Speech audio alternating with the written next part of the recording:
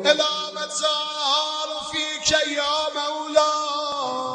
وہ خط امام زمانہ نے جو شیخ مفید کو لکھا کہ فرمایا اگر تم لوگ میرے ساتھ کنیکٹڈ رہو، میری اتباع میں رہو تو میں تم سے دور نہیں ہوں. تم نے خود کو مجھ سے دور کیا ہوا ہے. اس کی زندہ مثال ہے. جب بھی شیعت پر وقت آیا امام زمانہ نے مدد کی. علماء فرماتے ہیں آپ کا وجود ہی سب سے بڑی دلیل ہے امام زمانہ کے وجود پر. شاید ہی دنیا میں کسی قوم کے اتنے دشمن ہو، بنو عباس سے لے کر بنو امیہ سے لے کر آج تک، وہ مسلم ہو یا غیر مسلم ہو، ٹارگٹ ایک ہی شیعہ. وہابی بھی آپ کو مارے، امریکن بھی آپ کو مارے، اسرائیلینز بھی آپ کو مارے، ہر بندہ آپ کا دشمن ہے. لیکن آپ دیکھ رہے ہو دن بدن خدا آپ کو طاقت بھی دے رہا ہے، پاور بھی دے رہا ہے، عزت بھی دے رہا ہے. اس میں ہمارا کمال تو نہیں ہے، یہ اثر ہے امام زمانہ کی دعا کا.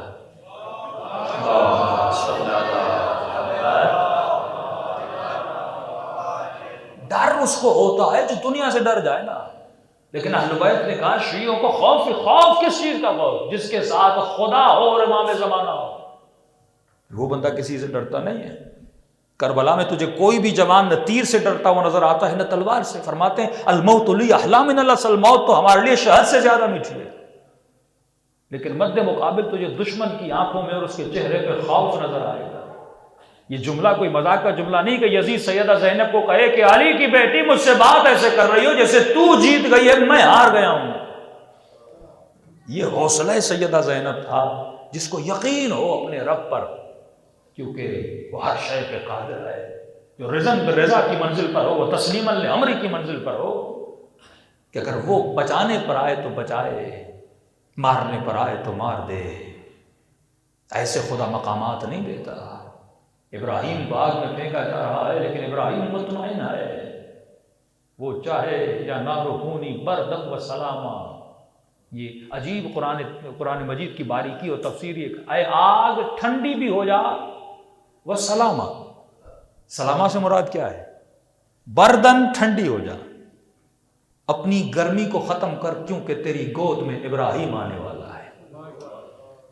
اپنی گرمی کو ختم کر. پھر فرمایا وسلاما، اتنی بھی ٹھنڈی نہ ہونا کہ ابراہیم کو نقصان ہو. صرف آگ نقصان نہیں دیتی، کبھی کبھی ٹھنڈک بھی انسان کو فریز کر دیتی ہے. تجھے ٹھنڈا بھی ہونا ہے لیکن ایسا ٹھنڈا ہونا ہے کہ ابراہیم سلامت رہے، نہ اسے گرمی نقصان دے نہ اسے ٹھنڈک نقصان دے.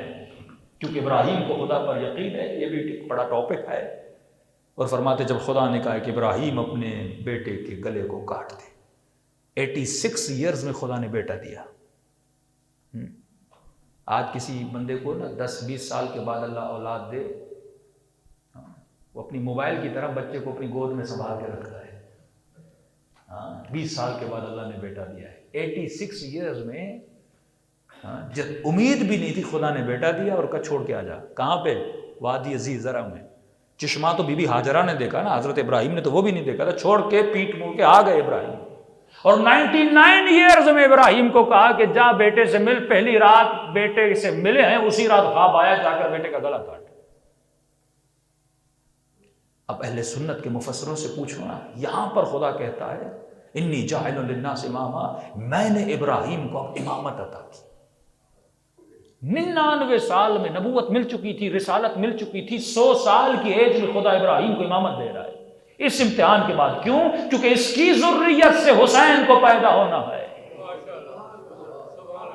قابلیت تو پیدا ہو کہ حسین جیسا بچہ ذریت سے پیدا ہو. وہ صبر، پریکٹیکلی وہ جینز اس نسل میں ہوگے تو حسین پیدا ہوگا.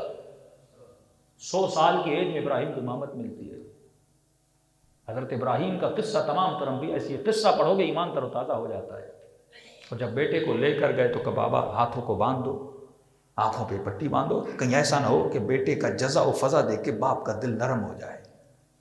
ہاتھ باندھ دی اور ابراہیم نے چھری لی اور اسماعیل کے گلے پہ چلانا شروع کی. کہ چلاتے تھے لیکن گلا کٹتا نہیں تھا. پھر چھری کو پتھر پہ تیز کرتے تھے، کہے چھری تجھے ہو کیا گیا ہے.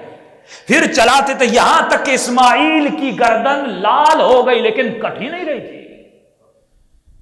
ایک مرتبہ جلال میں آ کے ابراہیم نے چھری کو پتھر پہ مارا کہ اے چھری نافرمانی کیوں کر رہی ہے اسماعیل کا گلا کاٹ، کہ ایک مرتبہ چھری سے آواز آئی کہ کروں تو کیا کروں، خلیل کہتا ہے کاٹو، خلیل کہتا ہے نہ کاٹو۔ یہ مقام ہے، پریکٹیکلی ابراہیم نے گلا کاٹ دیا تھا، یہ نہیں کہ گلا نہیں کاٹا تھا، چھری چلا دی تھی۔ فرماتے ہاجرہ اس گلے کے نشانوں کو دیکھ کر مر گئی تھی۔ یہ مقام ابراہیم تھا۔ جب انسان کا بھروسہ خدا پر ہو، رضا برضا کی منزل پر ہو، تو امام زمانہ فرماتے اگر میری اتباع میں آ جائے، بھروسہ کر لینا اپنے مولا پر، پھر کیسی پریشانی، پھر کیسی عدم اطمینان وجود میں۔ یا ایھا النفس المطمئنہ، اے نفس مطمئن، ہر جگہ میں نے اپنے شیعوں کی مدد کی،